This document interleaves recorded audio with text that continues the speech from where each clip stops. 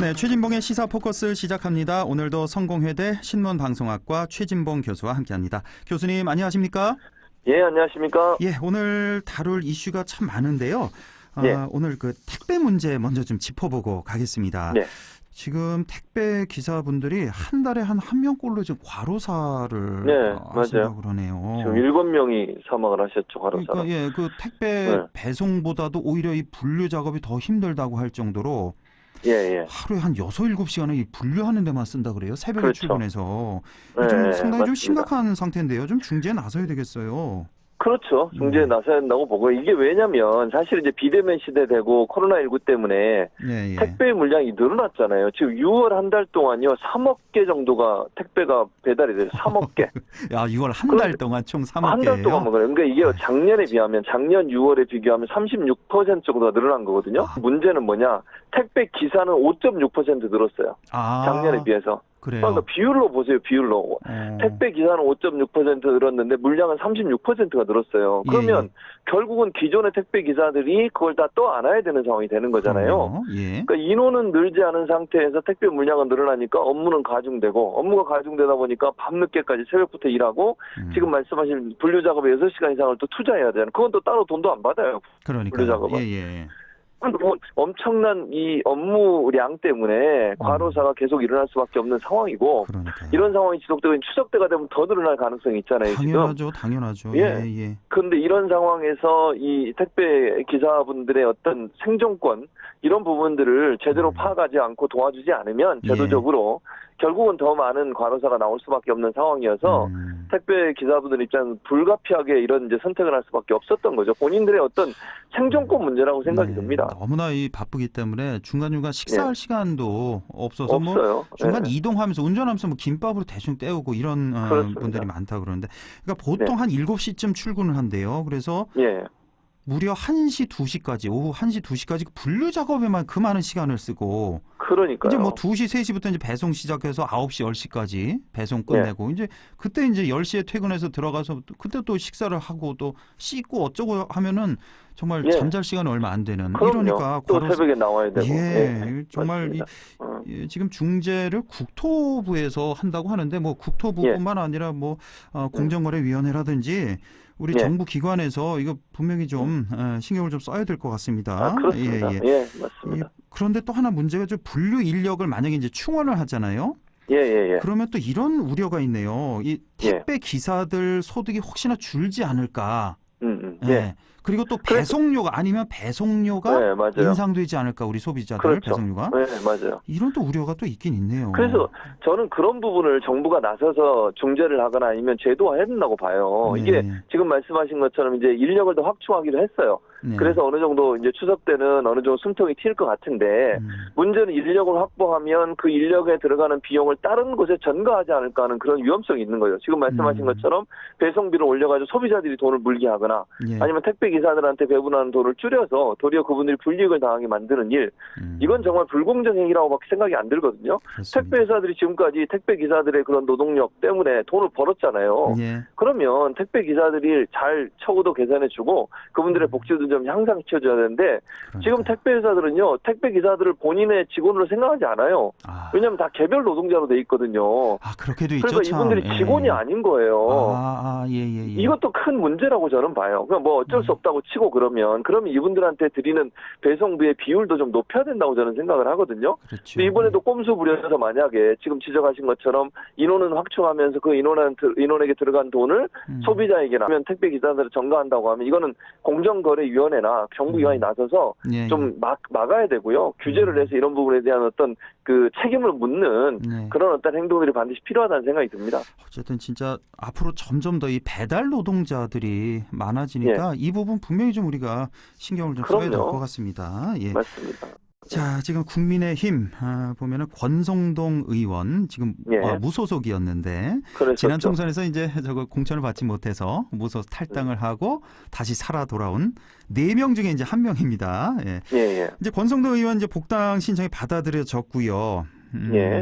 그러면 나머지 3명, 김태호, 홍준표, 윤상현 이 세 의원은 어떻게 될 것인가, 여기 좀 관심이 집중되고 있는데, 자 일단은 권성동 의원은 들어왔고, 그 외에 우리 사퇴 요정으로 많이 알려진 이은재 의원, 전 의원.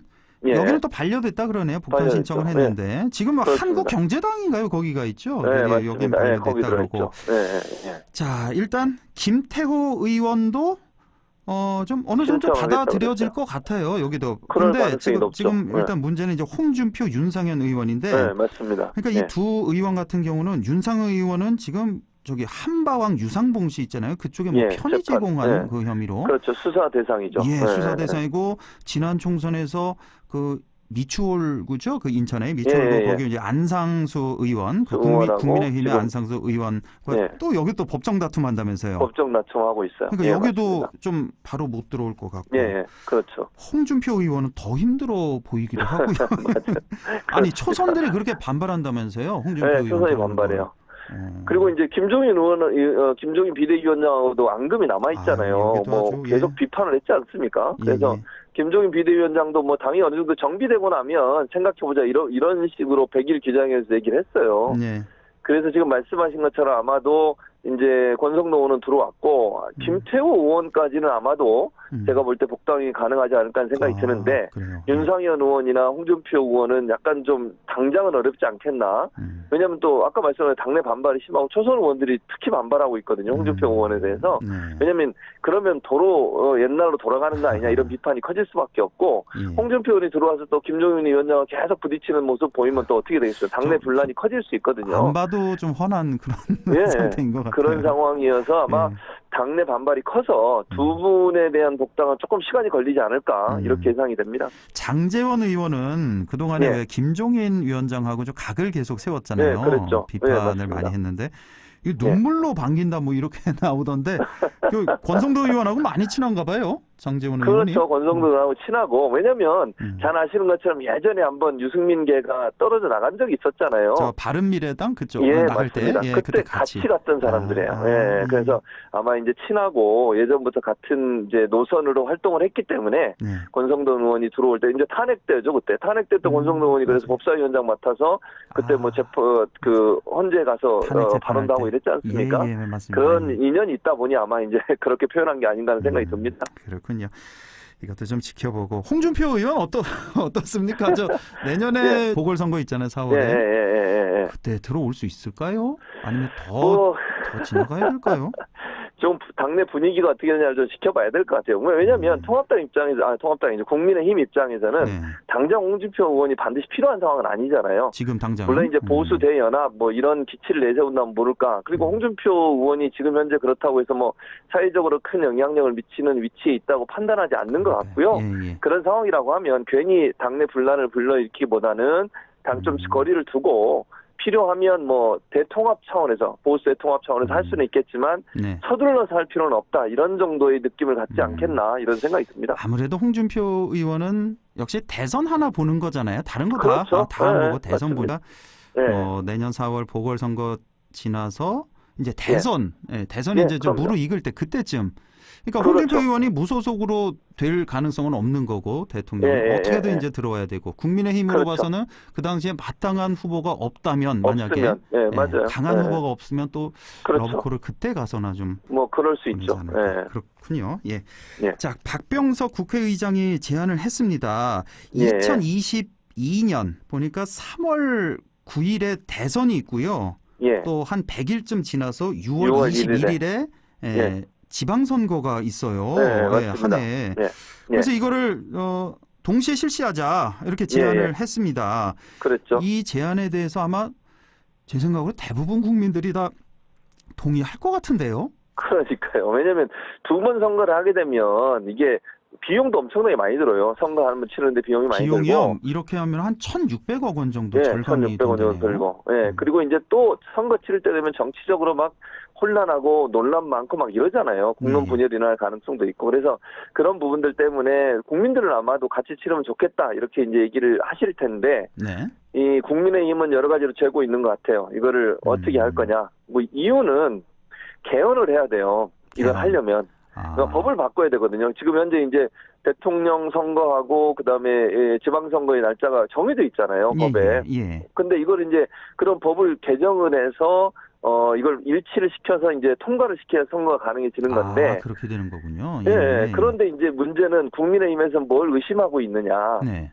그 개헌 과정에 혹시 대통령 중임제로 하고 지방선거하고 같이 선거를 치르게 하려는 의도가 있지 않나라고 의심을 하는 거예요. 그렇지 않아도 만약에 그렇게 된다면 4년마다 같이 계속 치르겠네요. 선거를. 그렇죠. 지방선거와 대통령 선거를. 맞습니다. 4년 중임제로 하면. 그렇죠. 이제 그래서 이제 혹시 문재인 대통령이 또다시 나서는 거 아니냐. 이제 이런 의심이에요, 사실은. 그거는 안 하기로 저번에 확실히 밝히지 그렇죠. 않았나요? 안 하기로 했어요. 본인은 안 하기로 본인은 안 하기로. 그렇죠. 맞습니다. 그런데도 이제 그런 의혹을 떨치지 못하고 있는 거죠. 그러다 보니까 이제 이게 그런 정치적 의도가 있는 거 아니냐. 그렇게 지금 얘기를 하는 건데 문재인 대통령도 분명히 밝혔어요. 만약 그렇게 바꾸게 되면 본인은 절대 다시 다음번 대통령부터 적용되는 거다라고 얘기를 하셨기 때문에 그런 의심을 품을 필요는 저는 없다고 생각하는데 그래서 이제 그럼에도 불구하고 국민의힘이 적극적으로 여기에 반응하지 않는 이유는 정치적 셈법이 있는 것 같아요. 왜냐하면 만약에 내후년 이제 3월이든 이게 같이 하게 되잖아요. 거기에 가장 이제 영향을 미칠 수 있는 이벤트가 뭐냐면 내년 4월에 있을 재보궐선거예요.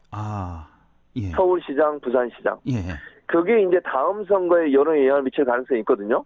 거기서 누가 유리하냐에 따라서 거기서 유리하다고 판단된 정당일수록 그렇게 하자고 주장할 것이고 거기서 불리하다고 생각하면 그 여파가 이제 대선이나 아니면 지방선거까지 함께 미칠 수 있기 때문에 거기서 부정적으로 느낄 가능성이 있어서 아마 아직까지는 적극적으로 얘기 안 하는 이유가 이제 내년 4월 재보선에서 어떤 정도의 성과를 낼 수 있을까에 대한 어떤 계산 이런 부분을 하고 있는 게 아닌가 이렇게 생각이 됩니다. 역시 이제 그 거대 여야의 이해득실 이게 이제 관건이 되는군요.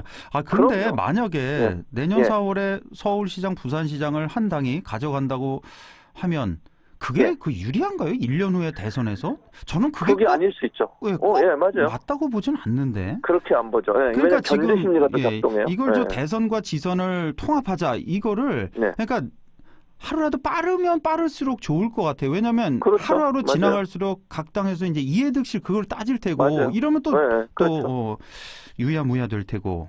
그럼요. 여러 가지로 봐서. 국민들이 볼 때는 이걸 돈 그렇게 많이 해서 1,600억이나 들어가면서 그걸 따로따로 할 필요가 있냐 하면서 같이 하면 좋다고 다 얘기하실 거예요. 근데 이제 정치인들이라고 하는 분들은 본인들의 이해관계가 걸리면은 국민보다는 본인들의 이익에 더 충실하는 게 일반적이지 않습니까? 일반적이자 아주 절대적이죠. 우리가 그걸 똑똑히 보고 있잖아요. 그러니까요. 그래서 정말 이런 게 되면 또 국민들이 또 반발하실 거예요. 이것 때문에 또 안 하겠다고 하고 이러면 그러니까 그런 부분은 국민들의 관점에서 접근해서 보는 게 필요하지 않겠나 하는 생각이 듭니다. 그러니까 꼭 1,600억 원 그 돈 때문이 아니더라도 돈도 돈이지만 시간도 얼마나 이게 절약하는 거며. 그럼요. 맞아요. 그리고 투표율도 아마 상당히 더 올라갈걸요? 한꺼번에 이렇게 하니까. 한꺼번에 하면. 맞습니다. 좀 이렇게 좀 됐으면 좋겠는데 저는. 일단 그런 생각을 좀 해보고. 자, 추미애 법무장관 얘기 안 할 수가 없는데 지금 점점 이게 한 달쯤 됐잖아요. 다시 이렇게 불거진 게. 이게 점점 한 주 한 주 좀 분위기가 좀 바뀌어가고 있는 것 같아요. 맞습니다. 지금 당장 분위기 봐서는 어떻습니까? 지금 봐서는 결론 이게 내용을 모르겠다예요. 한마디로 말씀드리면 그러니까 검찰 수사 지켜봐야 된다는 쪽으로 가는 것 같아요. 그러니까 처음에는 의혹만 계속 나왔잖아요. 이런 의혹 있다, 녹취록 나오고 이러다 보니까 언론들이 그걸 계속 보도를 하고 특히 보수 언론들이 막 이걸 엄청나게 보도를 했잖아요. 그렇습니다. 하루 종일 거기에 대해서 얘기하고 이러다 보니까 국민들이 그 얘기만 들으면 이게 정말 문제가 있네 이렇게 생각을 하셨는데 그리고 나서 지금 반대 의견을 내는 카투사 장병도 나왔고 실제 또 그것이 국방부에도 공식적으로 휴가에는 문제가 없었다고 불법이 없었다고 밝히고 있는 상황이고 또 자료가 나왔지만 결정적 한방이라고 얘기하는 소위 추미애 장관이 직접적인 개입을 했거나 압력을 가했다는 증거가 전혀 나오지 않고 있는 상황이에요.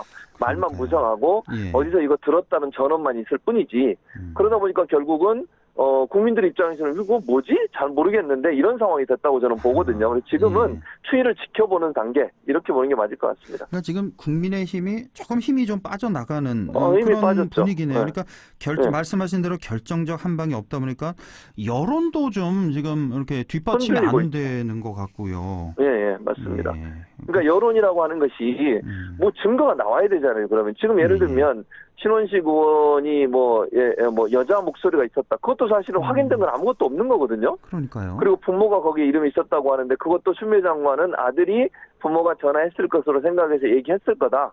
그렇게 좀 얘기를 하고 있어요. 근데 거기에 대해서 예를 들면 뭐 증거가 확실히 나오거나 목소리가 있거나 녹취록이 있어서 그게 밝혀졌으면 모를까. 신원식 의원이 뭐라고 얘기했냐면 그 제보자는 직접 민원실에서 통화한 사람은 아니고 그 사람으로부터 전에 들은 말이다. 이렇게 얘기해요. 그러면 한 달이 걸쳐서 전에 들은 말을 우리가 그렇죠. 얼마나 신뢰할 수 있느냐 하는 부분은 증거가 없으면 사실 믿기가 어렵잖아요. 그거는. 그러니까 내용이 어떻게 될지 모르는 것이고 그런 상황에서 단정적으로 추미애 장관이 개입했다라고 얘기할 수 있는 상황도 아니고 그러니까 결국 이제 국민들이 볼 때는 국민의힘이 너무 무리하게 그냥 뭐 이것저것 녹취록이 있다고 막 다 얘기하는데 그게 녹취록 얘기하신 분 중에 한 분은 또 신원식 의원하고 같은 부대에 근무했던 참모장이라잖아요.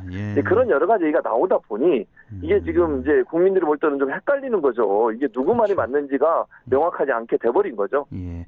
어쨌든 검찰에서 그 압수수색 했잖아요. 국방부를. 그렇죠. 거기 맞습니다. 이제 녹취록이 남아 있다면서요. 국방부 서버에는. 그렇게 알려지고 있죠. 예, 그거 맞습니다. 이제 빨리 하루라도 빨리 명확히 밝히면 맞습니다. 되는 거잖아요. 더 그럼요. 이상 예, 싸우지 그럼요. 말고. 예, 그렇습니다. 저는 그래서 그 녹취록 빨리 분석해서 누가 언제 어떤 내용으로 전화했는지를 밝혀내면 된다고 저는 봐요. 그러니까 근데 그걸 이제 왜냐하면 이게 일일이 이제 파악하다 보면 시간이 좀 걸리는 것 같은데 검찰이 조금 더 빨리 속도감 있게 좀 수사를 해서 결과를 내놔야 이런 공론 분열이 좀 어느 정도 마무리되지 않을까 하는 생각이 듭니다. 예. 그러니까 정치 관심 있는 분들 보면 이번 주 내내 4일 동안 대정부 질문이 있었잖아요. 그렇죠. 거기서 도대체 그 국회의원들 다 뭐 한 겁니까? 거대 그러니까요. 여야의 그 국회의원들이. 지금 답답합니다. 오늘 계속 우리가 얘기한 뭐 개헌 얘기도 있고 뭐 선거 조정 뭐 코로나 사실 이 뭐 방역뿐만 아니라 경제 대응할 것도 많고 사산업 시대 뭐 기후 변화 뭐 민생 법안 등등 해서 너무너무나 할 일이 많은데 지금 추미애 장관 갖고 그렇게 계속 싸우고 있으니까 답답합니다. 그러니까 국정감사란 게 뭡니까? 국정감사가 국민들이 볼 때 정말 국회가 정부가 잘하고 있는지 국민이 궁금해할 내용은 뭔지 또 국민의 민생과 직접적인 연관이 있는 거 이런 것들을 따지고 물어보고 질문하고 답변 듣고 이래야 되는 거 아닙니까? 그렇습니다. 아니 국정감사 시간에 전체를 추미애 장관 그거 아들 문제 가지고 얘기를 하고 있으니 이게 좀 답답하죠. 그러니까 정쟁이잖아요, 정쟁. 그야말로 정치적으로 이걸 이용해서 본인들한테 유리한 여론을 만들겠다는 것밖에 안 되니까 국회의원들의 본분이 정쟁입니까? 국민의 민생 챙기고 국민들이 정말 알아야 될 내용들을 알려주는 것이고 각 부처에서 잘하고 있는지 감시해야 되는데 그런 역할 전혀 못하잖아요, 지금. 그러니까 이게 지금 국민들 볼 때는 화가 나는 거죠. 뭐 어느 쪽 한편 드는 게 아니에요. 지금 검찰이 똑같아요. 수사를 하고 있잖아요. 왜 그럼요. 지금 여기서 지금 다른 거 할 일 많은 국회의원들이 이러냐고요. 그러니까 그 국회 거기에 물든 뭐 중진 의원들은 그렇다 치고 난 그 TV를 보면서 초선 의원들이 막 그런 거 보면은 정말 배신감까지 느껴지더라고요. 그럼요. 할 일이 얼마나 많은데. 그러니까 지금 당장 이 추미애 블랙홀에서 좀 빠져나와가지고 검찰에 다 맡기고 그럼요. 할 일을 해야 이게 사실 진보 지지층뿐만 아니라 보수 지지층들도 그걸 바랄 거 아니겠습니까? 그럼요. 저는 그렇다고 생각해요. 아유, 시간 다 됐네요, 교수님. 다음 주에 또 얘기 나누겠습니다. 고맙습니다. 감사합니다. 네, 지금까지 성공회대 최진봉 교수와 함께했습니다.